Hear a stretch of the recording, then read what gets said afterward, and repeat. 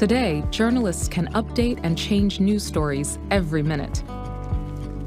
But Paul Salopek is a journalist who is interested in slow journalism. Rather than giving readers short news articles quickly and often, slow journalism aims to include more detail and meaning through one longer news piece. These are often human interest stories.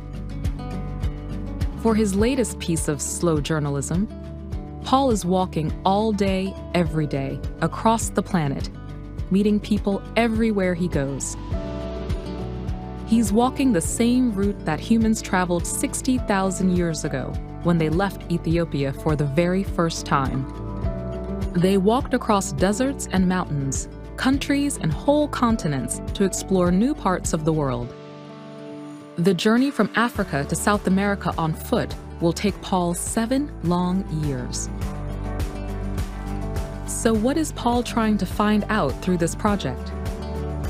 He wants to hear about the lives of people all around the world in their own voices.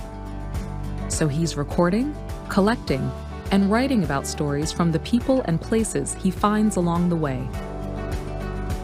News reporter Harry is joining Paul in Georgia. Harry wants to find out what Paul has learned from the people he's met so far. What are we saying? What is humanity telling you? The same stories over and over again. It's the same classic stories. Walking across the world has helped Paul see that most people's lives are connected, whether they live near each other or thousands of miles apart. Paul walks with a translator in each country so he can communicate with local people. Harry's asking Paul's translator what the locals think about Paul's project.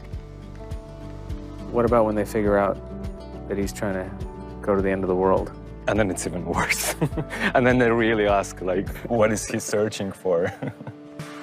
Although the people that Paul meets are surprised to hear about what he's doing, they're very kind and welcoming towards him. When Paul enters a new village, he makes friends quickly. He has to, so that he can find a place to sleep. This time, he found a place to stay only 5 minutes after entering the village. You just invited him into your home. He's a total stranger. I asked him who he was, and he said he was from the US, so I immediately invited them in. Paul is grateful to his host.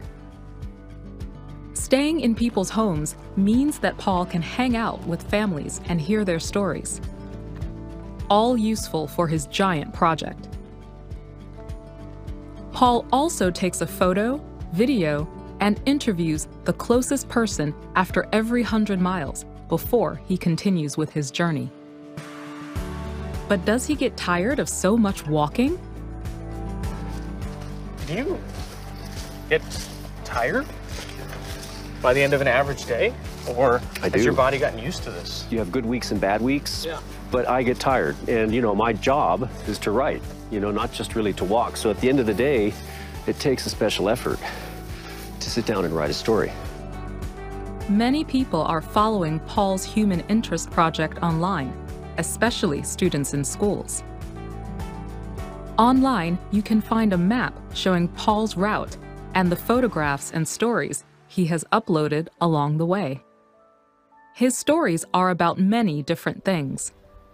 They're about the various landscapes he crosses and the different weather he encounters.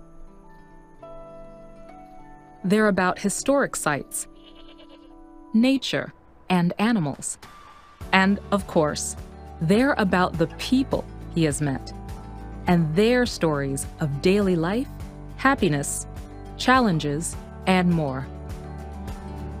At the end of this project, he'll have hundreds of different stories to share.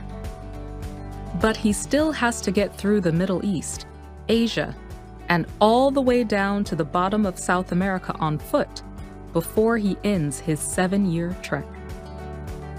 Although it's tiring, Paul won't give up until he's completed every step and written down every story of the people he meets.